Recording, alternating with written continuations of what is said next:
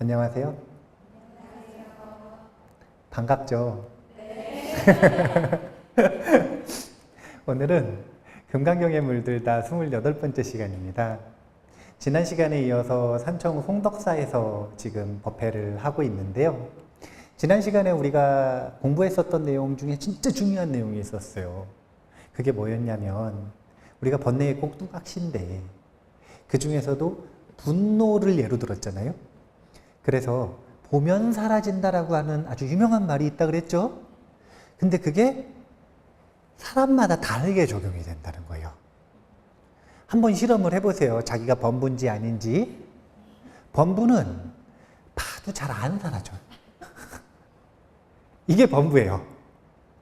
그런데 금강경식으로 볼 때 수다원쯤 되면 저항력이 생기니까 보면 사라지기는 사라지는데 조금 시간이 걸린다. 이게 수다원 정도가 되는 겁니다. 그리고 사다함은 보면 곧바로 사라지지는 않지만 여기는 보면 금방 사라진다. 이쯤으로 표현할 수 있을 것 같아요. 아나함이 되면 이제 진짜 보면 사라지는 거예요. 그럼 아라함은 뭘까요?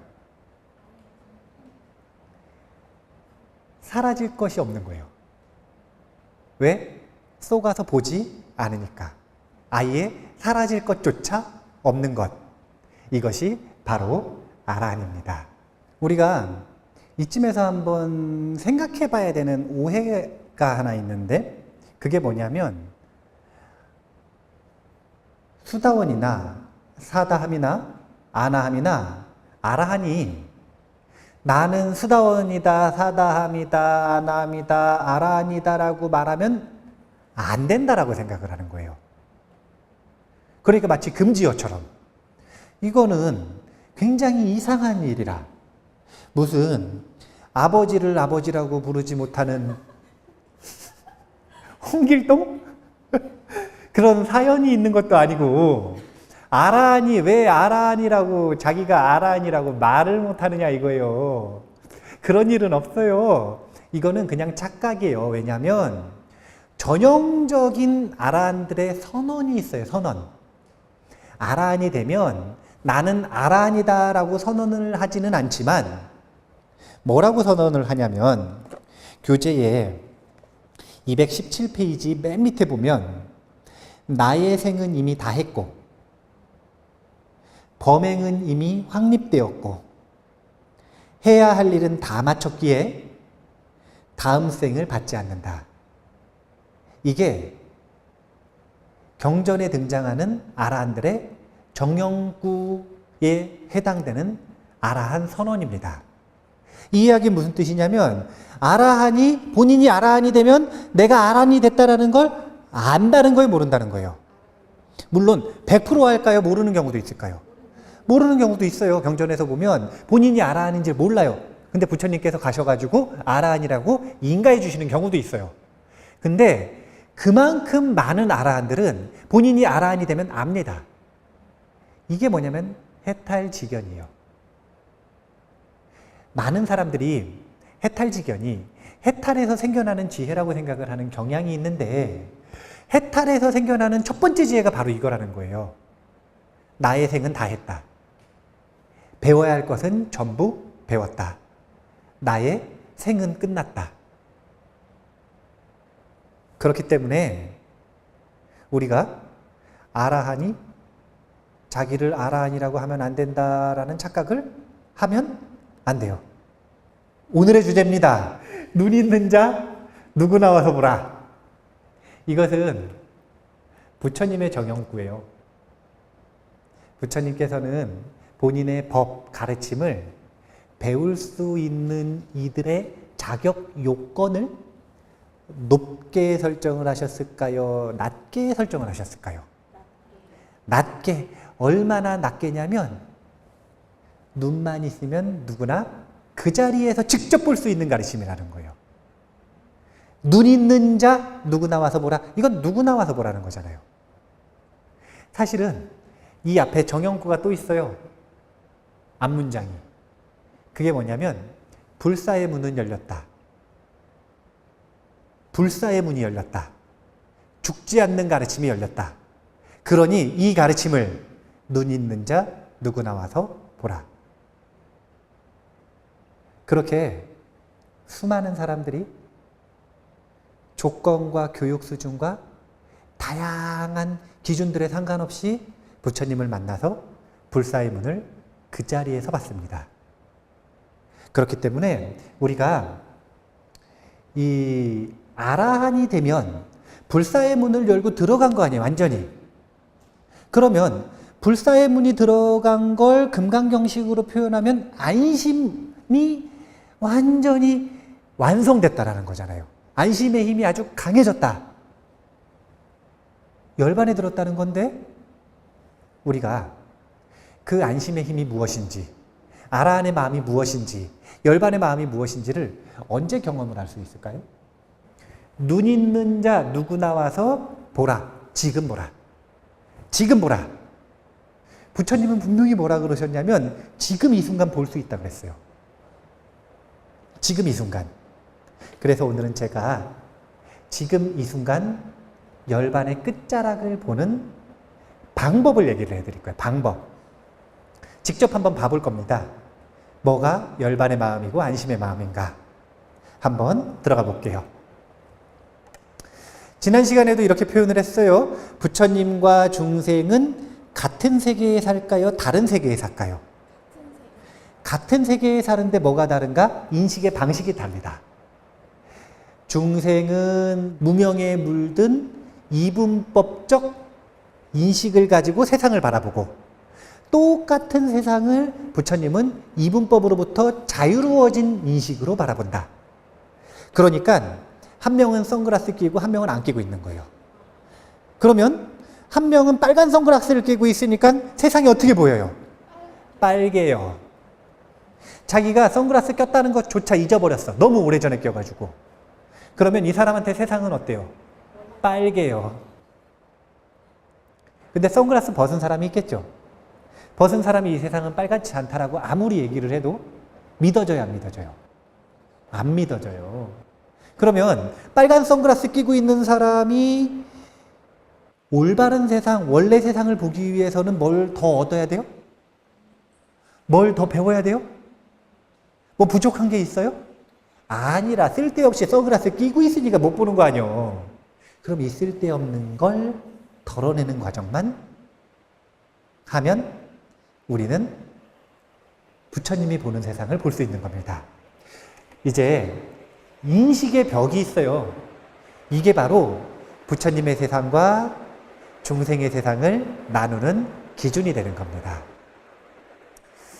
비 오는 소리니까 노이즈라고 생각하지 마시고 뭔가 운치 있다 이렇게 생각을 하시면 좋겠네요. 자, 이제 불교에는 정말 다양한 전통이 있어요. 왜 그러냐면 불교는 부처님께서 이런 허락을 하셨어요. 어떤 허락을 하셨냐면 본인이 살아가던 세상, 그러니까 본인이 살아가시던 지역이 있잖아요. 근데 그 지역 말고 다른 지역으로 가면 기후가 다를 수 있어요, 없어요? 음식 문화가 다를 수 있나요, 없나요? 그 사람들의 다양한 언어나 문화가 다 다를 수가 있죠. 그러면 거기 가서도 똑같은 비유로서 사람들한테 설명을 해야 될까요? 그 사람들이 알아듣는 비유로서 설명을 해야 될까요? 그래서 전 세계로 퍼져나가는 과정에서 각자의 문화와 시대에 따라 가르침이 굉장히 다양한 모습으로 발전을 했습니다. 엄청난 다양성을 지니고 있어요. 그래서 눈 있는 자 누구나 와서 지금 이 순간 볼 수 있는 그 닦아야 되는 마음의 고향을 각자 다른 언어로 표현을 합니다. 초기 불교를 배울 수 있는 저기 남방 수행 전통에 가잖아요. 그러면 그 마음을 뭐라 그러냐면 자연스러운 사띠라고 얘기를 해요. 자연스러운 사띠. 사띠라고 하는 건 무슨 뜻이냐면 깨어있다는 거예요. 자연스럽다, 이건 뭐냐면 정견으로 깨어있다는 거예요. 그러니까 정견으로 깨어있다라고 하는 것, 이것은 팔정도 중에 정념을 얘기하는 겁니다. 정념의 상태, 지혜를 바탕으로 한 깨어있음의 상태. 금강경에서도 자연스러운 이게 뭐냐면 무상, 사띠 이게 뭐냐면 무주예요. 그러니까 자연스러운 사띠는 무주상이라. 그 다음에 티베트로 가잖아요. 티베트로 가면 티베트 수행 중에서도 마음을 전문적으로 수행하는 최상승선에 해당되는 족첸 수행이라고 하는 수행이 있는데, 그 족첸 수행에서는 무엇이 불성이라고 이야기를 하냐면 다른 게 아니라 우리의 지금 마음이 있잖아요. 근데 보통 마음이 깨끗해요, 번뇌에 사로잡혀 있어요.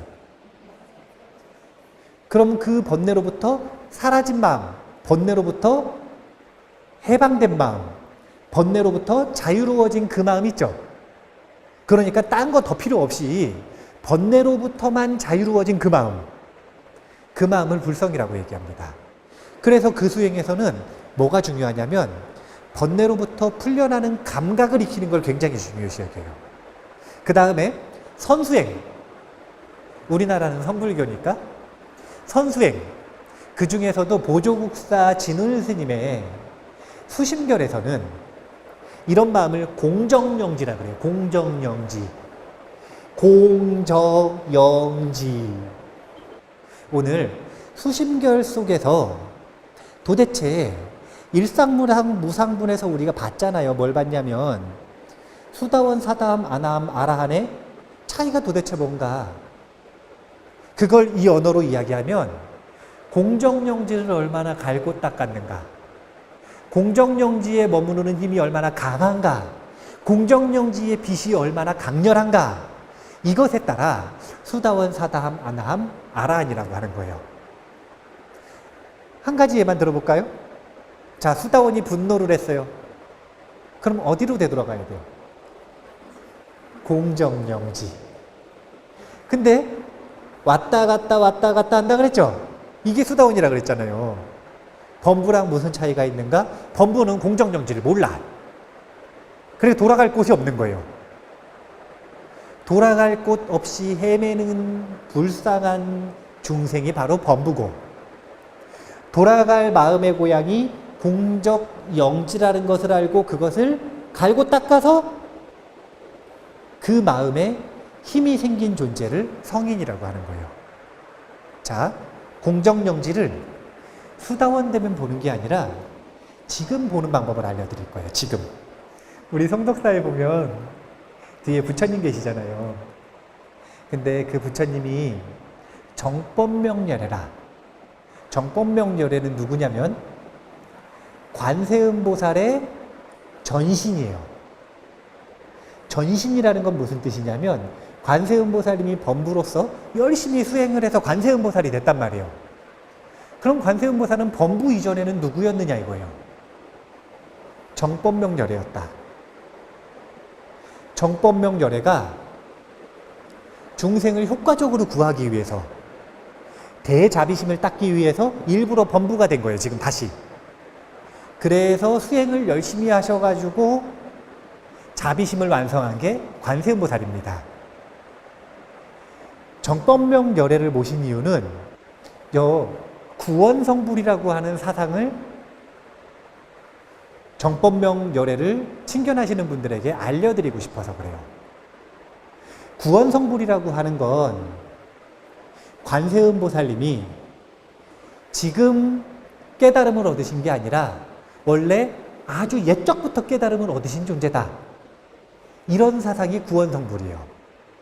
그런데 저 구원성불이라고 하는 단어가, 사상이 가지고 있는 진정한 의미는 관세음보살님만 옛날부터 깨달음을 얻었다는 게 아니라 우리 모두가 원래 중생이 아니라 원래 부처님이었다라는 걸 말하고 싶은 거예요. 이게 왜 중요하냐면, 자, 생각을 해보세요. 자, 여기다가 칠판이 있다고 생각을 하고 이제 CG로 넣어 주실 건데, 생각을 한번 해보세요. 자, 인식의 벽이 있다 그랬어요. 중생의 마음. 그러면 그 중생의 마음이 공정영지를 갈고 닦으면 부처님의 마음이 되잖아요. 안심을 가꾸고 닦으면 부처님의 마음인 금강심이 되잖아요. 그러면 그 금강심을 갈고 닦으려면 나에게 있어야 갈고 닦을 수 있어요? 없어도 갈고 닦을 수 있어요? 있으면 어떻게 하는 거냐면 갈고 닦는 거고, 없으면 주워와야 돼. 얻어오든지 돈 벌어서 사오든지. 없으니까. 아니, 없는 걸 어떻게 갈고 닦아요? 그런데 금강경 속에서는 분명히 뭐라고 이야기를 하시냐면 중생에게도 금강심이 있다 그러셨어요. 이 얘기는 나에게 원래 부처님하고 똑같은 불성이 있다는 거예요, 없다는 거예요? 이 전제에 숨겨져 있는 비밀이 바로 이 구원성불인 거예요. 왜 금강심을 지금 중생이 가지고 있느냐 이거예요. 왜 가지고 있어요? 원래 성불했었으니까. 우리가 어떤 서원을 가지고 지금 다시 이 중생 노름을 하는지 모르겠으나 그건 각자 성불해 보면 알 수 있을 거예요. 근데 분명한 전달하고자 하는 메시지는 석가모니 부처님이 원래 깨달으신 분이다 이 얘기를 하는 게 아니라니까. 특별한 석가모니 부처님만 원래 깨달으신 분이다 이 얘기를 하는 게 아니라 중생이 모두 다 원래 깨달은 부처님이었다 이걸 말하고 싶은 거예요. 그래서 부처님은 지금 이 순간 눈 있는 자 누구 나와서 곧바로 볼 수 있다 이렇게 얘기하신 거예요. 자, 일단 금강경부터 보죠. 금강경 속에 분명히 힌트가 있습니다. 어떤 힌트가 있냐면 아까도 이야기했지만 수다원이 중요한 거예요. 수다원이. 왜냐하면 범부와 성인을 나누는 기준이 되는 게 수다원이기 때문에 수다원이라고 하는 존재가 어떤 존재인지를 보면 되는데 지금 보면 아닙니다 세존이시여. 왜냐하면 수다원은 성자의 흐름에 든 자라고 불리지만 들어간 곳이 없으니 이거 참 멋진 표현이에요. 기가 막힌 표현이라. 성인은 아무데도 안 들어가는 게 성인이라는 거예요. 무슨 뜻이냐면 자, 마음이 불안해졌어요. 왜 불안해졌어요? 대상에 들어갔으니까. 수다원부터는 들어가도 돌아올 곳이 있다 그랬어요? 없다 그랬어요? 그러니까 안 들어갈 수가 있는 거예요. 범부는 아예 저항력이 없다 그랬잖아요. 그래서 그 속에 들어가서 저항을 해요. 해결이 안 되는 거예요. 그런데 이게 아주 중요한 힌트인데 아무 데도 안 들어가는데 그게 뭐냐면 색, 성, 향, 미, 촉, 법 어떤 대상에도 들어가지 않는 것을 수다원이라고 한다. 이게 굉장히 중요한 힌트입니다. 우리가 색성향 미촉법에 들어가 있는 마음, 사로잡혀 있는 마음, 이건 중생의 마음이에요? 아니면 성인의 마음이에요? 중생의 마음. 들어가 있고 사로잡혀 있는 건 중생의 마음. 그러면 들어가 있고 사로잡혀 있으면 마음이 어떻게 되느냐? 망심이 되는 거예요. 망심. 성인의 마음은 그 망심으로부터 벗어났는데 벗어나면 그 마음에서 딴 마음이 생기는 게 아니라 그 마음은 그대로 공정영지심이 된다는 거예요. 그러면은 망심을 공정영지심으로 바꾸는 방법론이 있을 거 아니에요. 그거는 다른 게 아니라 대상에 들어가지 않는 훈련을 해보면 이게 뭐냐면 무주의 훈련인데 이 무주의 훈련을 하면 우리가 곧바로 공정영지심을 경험할 수 있다는 겁니다. 지금 금강경에는 사실은 저 공정영지 이런 말 나와야 안 나와요? 안 나와요. 안 나와요. 불성 이런 말 나와야 안 나와요? 금강경에 한 번도 안 나올걸요? 안 나와요. 그러면 말도 안 나왔는데 그 말을 자세하게 설명하겠어요? 안 하겠어요? 안 하겠죠? 그래서 제가 다른 텍스트를 끌고 온 거예요. 수심결. 이제 수심결에서는 무주를 어떻게 연습을 시켜서 그 무주를 통해서 경험하는 마음이 어떻게 공정영지한 마음인지를 보여주는 문장입니다. 한번 처음부터 읽어볼게요. 진리에 들어가는 길은 많지만 그대에게 한 길을 가리키어 원천으로 돌아가게 하겠다. 그대는 저 까마귀 우는 소리와 까치 지저귀는 소리를 듣는가? 예, 듣습니다. 상황을 설명을 해보면 이런 거예요. 제가 공정정지심에 대해서 한참을 설명을 했어요. 그러니까 한참을 설명을 한 건 경험하게 해준 거예요? 개념을 이해시킨 거예요? 개념을 이해시켰죠? 이거는 달을 본 거예요? 손가락을 이해한 거예요? 그러니까 학인이 아주 똑똑한 질문을 했어요. 뭐라고 질문을 했냐면 제가 손가락은 이해하겠는데 달은 지금 못 보겠으니 지금 이 순간 내 마음속에서 달을 바로 보여주십시오. 지금 곧바로 내가 공정정지심을 확인할 수 있게 해주십시오. 굉장히 똑똑한 요구예요. 그러니까 한참을 설명을 하시면서 여러 가지 공정정지심을 볼 수 있는 수행의 길이 있지만 그 중에 한 가지 길을 보여주겠다 이거예요. 자, 지금 여기 계시는 분들의 마음은 복잡해요, 고요해요? 평소보다 고요하겠죠? 평소보다 고요하겠죠? 하지만 그렇다고 완전히 고요해요, 안 고요해요? 완전히 고요하진 않죠? 그것보다 조금 더 고요하게 만들어 볼게요. 어떻게 하면 되냐면 빗소리가 그쳤네요? 빗소리를 하려고 했는데 여기서는 지금 까마귀 우는 소리와 까치 지저귀는 소리를 들어보라 그랬는데 지금 이 순간 이 자리에 까마귀 우는 소리, 까치 지저귀는 소리 들려요, 안 들려요? 그럼 그 소리 들을 수 있어요, 없어요? 예, 없는 소리를 가지고 어떻게 공정정지심을 만들어요? 없는 소리를 들으려고 그러면 미칠 수 있어요. 그래서 마음이 더 망심으로 빠질 수가 있어요. 그래서 얘를 바꿔봐야 돼요. 지금 있는 소리가 에어컨 소리가 있네요. 에어컨 소리? 자, 제가 마음을 고요하게 만들어 보겠습니다. 지금 이 자리에 계시는 분들은 에어컨 소리를 한번 귀 기울여서 들어보세요. 3초간 하나, 둘, 셋. 마음이 다른 생각들에서 벗어나서 저 소리를 듣는 순간 다른 생각들로부터 복잡했었던 마음들이 고요해져요, 안 고요해져요? 만약에 안 고요해진다면 안 되는 거라. 저쪽으로 자신의 주의력을 못 준 거예요. 왜? 사로잡혀 있는 생각에 너무 강렬하게 사로잡혀 있으니까 저쪽으로 생각을 줄 수가 없는 거예요. 근데 만약에 저 소리를 듣는 것을 성공을 했다면 그 소리를 듣자마자 자기가 색성향 미촉법에 빠져서 머물러 있었던 대상들이 사라져버리죠. 만약에 이게 실체가 있다면 사라질 수 있어요, 없어요? 없죠? 사라진다는 건 공하기 때문에 그래요. 그래서 공. 사라지고 나니까 시끄러웠던 마음이 고요해지죠. 적. 고요할 적. 그래서 마음이 공적해졌습니다. 그런데 그 공적해진 마음은 흐리멍텅해요. 이렇게 흐리멍텅해요. 마음이 고요해져가지고 잠이 와요. 아이고 졸리다. 이렇게. 마음이 고요해져가지고 다른 데상 아무것도 감각도 못하고 느껴지지도 않는 무기에 빠졌어요? 아니죠.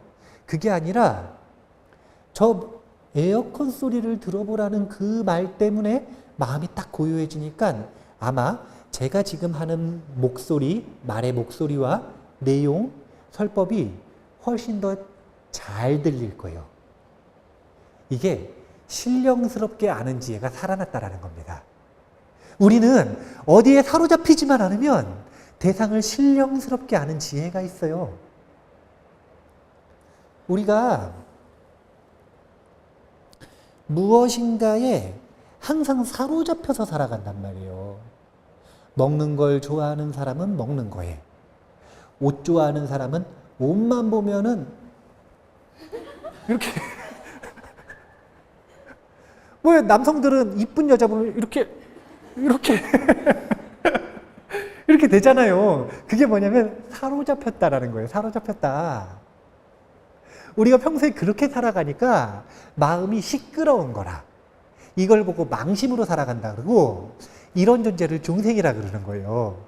그런데 아라한들이나 수다원 사다함 그리고 공정정지심을 갈고 닦는 범부들, 아직 성인의 경계까지는 안 갔지만 그걸 갈고 닦는 범부들은, 그걸 갈고 닦는 사람들은 망심으로 살아가는 비율만큼 공정령지심으로 살아가는 비율도 점점 수행함에 따라 높아진다는 거예요. 즉 마음이 고요하게 살아가는 가능성이 높아지는 거고, 마음이 고요하면 멍청해지는 게 아니라, 마음이 고요해지면 아무 생각이 없는 게 아니라, 마음이 고요해지면 생각이 훨씬 더 예리하고 활발해지고 그리고 영민해지는 겁니다.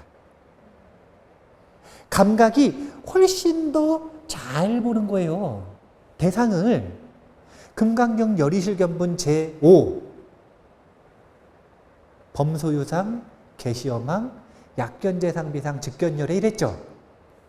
무릇 상이 있는 대상들을 상이 없다라고 하는 걸 알기 시작할 때, 이 얘기는 무슨 얘기냐면 대상에 상이 있으니까 거기 사로잡히지 말고 우리가 보고 있는 게 실체가 아니라고 생각을 할 때, 실체가 아니면 더 자세히 볼 거 아니에요. 더 자세히 보기 시작할 때 비로소 그 실체를 볼 가능성이 열린다는 거예요. 우리는 안다고 생각하면 못 봐요. 모른다고 생각해야 그 문제도 해결하고 그 진실도 알 수 있는 겁니다. 우리가 공정령지심을 쓰고 산다니까요. 마음이 아주 복잡해요. 마음이 아주 우울합니다. 그래서 오늘 맛집을 가야겠어요. 그래서 맛집에 가서 내가 제일 좋아하는 음식을 시켰어요. 음식이 딱 나오는 순간 복잡했던 마음이 어떻게 돼요? 사라지죠. 그 복잡했었던 마음들의 실체가 있었다면 그게 사라져요, 안 사라져요? 근데 공하니까 내가 좋아하는 대상에 마음을 딱 두자마자 공한 것은 사라지고 마음이 고요해지는 거예요. 그리고 나서 이 대상, 음식을 맛있게 먹기 시작을 하면 마음이 고요하니까 똑같이 이 대상을 느끼는 감각도 무뎌져요? 아니면 맛이 잘 느껴져요? 맛이 잘 느껴지지. 신령스러운 지혜가 드러나는 거예요. 아니, 공정령지를 우리가 쓰고 산다는 걸 알아야 돼요. 그런데 우리가 뭘 모르느냐? 그 마음을 닦으면 자유로워진다는 이 사실을 모르는 거예요. 그래서 남방수행에서는 자연스러운 사띠를 확립하는 것, 사띠빠따나가 너무 중요하다라고 이야기를 하는 거고, 그 다음에 티베트 수행에서는 이 마음을 연습하라고, 이 마음이 불성이라고 강조하는 것이고, 선수행에서도 이 마음이 바로 일상심이고 평상심이고 한 공정령지니까 이 마음을 연습해라 이거예요. 딴 데 가서 찾지 말고. 이 힘이 강한 사람은 대상에 뺏겨서 그 대상에게 화가 날 때도 곧바로 이 공정령지로 되돌아오면 돼요. 어떻게? 가장 쉬운 건 소리를 들어보거나, 대상을 눈으로 보거나, 촉감으로 무엇인가를 느끼거나, 수행을 많이 하신 분들은 보통 호흡을 바라보거나. 이걸 하면 마음이 공정령지가 되살아나는 이유가 그렇게 자신이 빼앗겼던 사띠 주의력을 원하는 곳에다가 두고 깨어있음의 힘을 강하게 하는 것만으로도 우리는 밝아진다라는 거예요. 밝아진다. 이것이 아주 강렬해진 분들, 공정령지의 힘이 정말 강렬해진 분들, 이런 분들이 해일로 후광이 드러나는 겁니다. 후광이.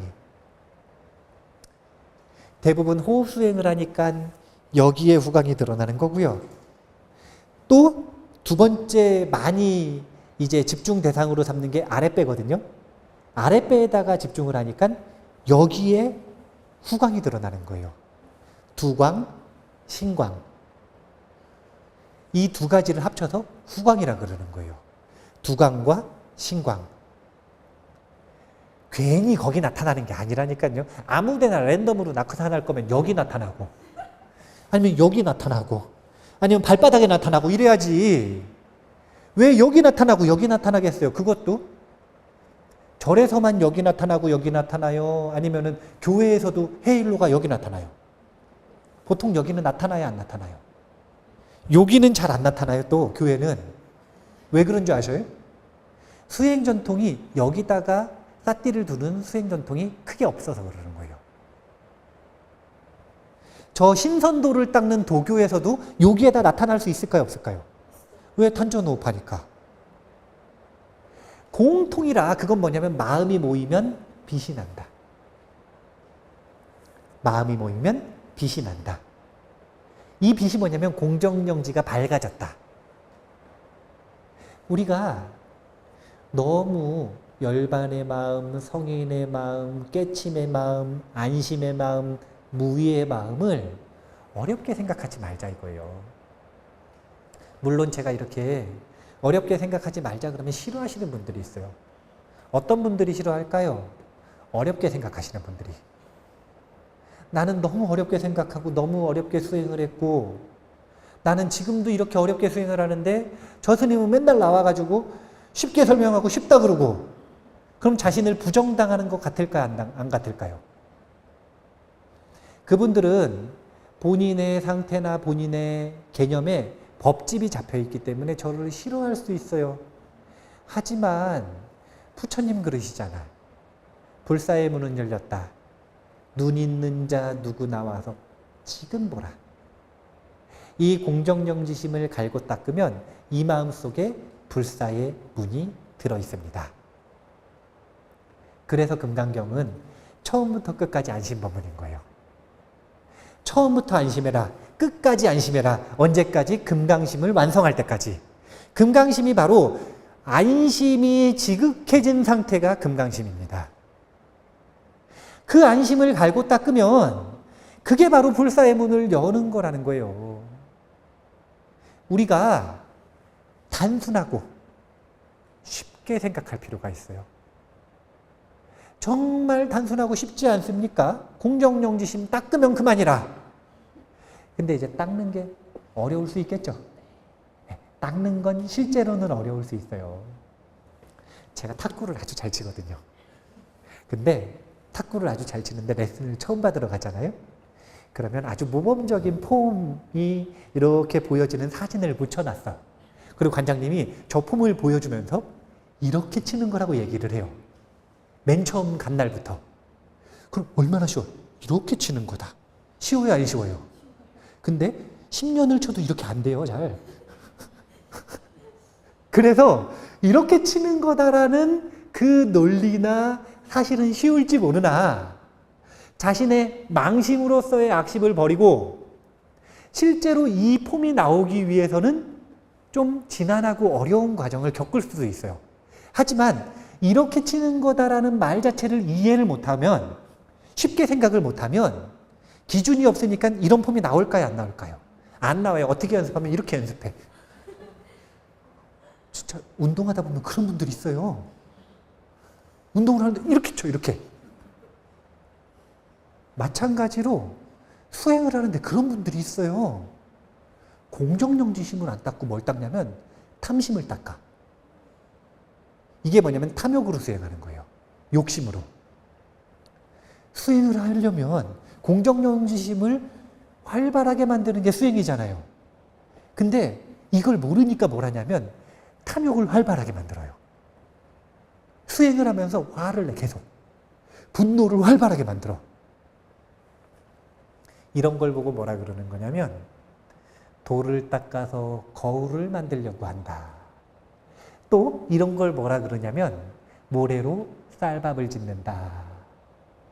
이렇게 얘기를 하는 거예요. 그래서 수심결 속에서는 이런 행위를 우치선이라고 합니다. 어리석은 수행이다. 제가 앞으로도 안심을 설명을 할 때 공정영지라는 단어를 계속 쓸까요? 아마 안 쓸걸요? 제 성향상 아마 안 쓸 거예요. 왜냐면 다음 시간 가면은 제가 잊어버려. 공정영지라는 단어를. 그래서 공정영지가 금강경에서는 안심이다. 이걸 정확하게 기억을 해 두실 필요가 있어요. 우리는 안심을 닦아야 되는 거예요. 안심. 그리고 그 안심은 깨어있음, 무주와 깨어있음은 같은 말이에요. 여기에 사로잡혀 있어요. 이건 깨어있음이 아니에요. 이거 얼빠졌다 그래요. 여기에 머무르지 않는 걸 무주라 그래요. 그리고 여기에 머무르지 않고 깨어있는 걸 깨어있음 사띠라고 하는 겁니다. 똑같은 말인 거예요. 그러니까 안심하는 방법, 구체적인 방법은 다른 게 아니라 몸과 느낌에 대한 알아차림, 깨어있음이라는 것. 제일 쉬운 거 가지고 해야 돼요. 마음을 알아차리려고 그러면 좀 어렵고, 법이라고 하는 대상을 알아차리려고 하면 어려우니까 우리는 몸과 느낌을 알아차리는 건 정말 쉽거든요. 마음이 복잡하면 어떻게 해야 돼요? 마음이 시끄러우면 어떻게 해야 돼요? 몸과 느낌에 대한 알아차림을 하면 됩니다. 제일 쉬운 거 알려드릴게요. 자, 화가 나요. 화가 난다. 알겠어요. 봤어요. 근데 범부는 보면 사라진다 그랬나요? 보면 봐도 잘 안 사라진다 그랬나요? 봐도 잘 안 사라지죠? 그러면은 봤으니까 사라지겠지 하고 기다리면 돼요, 안 돼요? 안 돼요. 보면 범부에게는 이런 이익이 있어요. 완전히 잡아먹히지 않고 그래도 다른 노력들을 할 수 있는 기회가 생겨요. 그러면 어떤 노력을 해야 되냐면 몸에 대한 느낌, 몸에 대한 느낌에 대한 알아차림을 하기 위해 화가 나잖아요? 그러면 걸으세요. 나가서.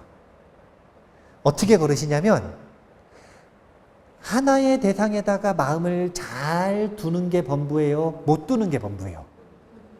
그러면 발바닥에 집중하세요. 그럼 너무 무리한 요구겠죠? 안 그래도 마음도 지금 화나 있는데 잘 안 될 거 아니에요. 그러면 발바닥도 느껴보고 산도 보고 호흡도 느껴보고 지나가는 바람도 느껴보면서 우리 집 앞에 이렇게 예쁜 꽃이 있었나? 이런 생각도 하면서 발바닥에 가시 박히면 돌 밟으면 아이야 하는 이 느낌도 느끼면서 그렇게 몸에 대한 알아차림과 느낌에 대한 알아차림을 하면서 10분만 산책을 나갔다 와도 우리는 분노로부터 자유로워질 수 있습니다. 공정경지심이 커지잖아요. 이거는 사띠의 힘이 커졌다는 거죠. 깨어있음의 힘이 커졌다는 거죠. 안심의 힘이 커졌다는 거죠. 그러면 정말로 밖에 안 나가도 그런 대상을 통한 알아차림을 안 해도 곧바로 안심으로 돌아오면 수다원은 7번 안에, 사다함은 1번 안에, 안함은 돌아올 곳도 없이, 아라함은 아예 안 썼겠죠. 하지만 우리 대부분이 범부니까 그런 기대하지 말고 안심에 대한 감각이 아직 크지 않으니까 대상에 대한 알아차림으로써 쉬운 깨어있음으로써 우리가 이 분노라고 하는 아주 사실은 분노가 좀 악질적이라 우리를 정말 너무너무 괴롭혀요. 나만 괴롭히나 남도 괴롭혀. 친구도 괴롭혀, 동료도 괴롭혀, 가족도 괴롭혀, 다 괴롭혀. 여기 청년들 분노 못 다스리면은 나중에 아들, 딸 괴롭힐 거라. 진짜 큰 책임이에요, 부모가 된다는 건. 그것도 못하는데 부모가 되면 진짜 자녀에게 안타까운 일들이 벌어지는 거예요. 결혼할 거죠? 안 할 거예요? 그럼 부처님하고 결혼하셔요? 결혼할 거예요? 그러면 결혼하기 전까지 반드시 필수 과목. 그게 뭐냐면 안심력. 안심에 대한 감각과 안심을 불러일으키기 위한 사띠의 힘을 키우는 것. 이거 꼭 해야 돼요. 누구를 위해서 얘기해 주는 거냐면은 희은버부님 아들, 딸을 위해서 얘기해 주는 거라. 이거 못할 거면 결혼하지 마. 재앙이라, 재앙. 아들, 딸 잡지 말고 안 하는 게 나아요. 우리가 꼭 자기 자신을 그리고 주변 사람들을 저 악질적인 분노로부터 좀 구해주기 위해서 안심의 힘을 깨어있음의 힘으로부터 만들어내는 그런 수행에 몸 한번 담아봤으면 좋겠습니다. 그렇게 하실 거예요? 네. 그러면은 금강경을 배우고 금강경을 읽고 금강경을 수행하는 동안 점점 더 안심의 힘이 커져나가는 그런 결과물을 꼭 얻으실 수 있기를 부처님께 축원하겠습니다. 자, 그러면 오늘 이만 마치겠습니다. 감사합니다.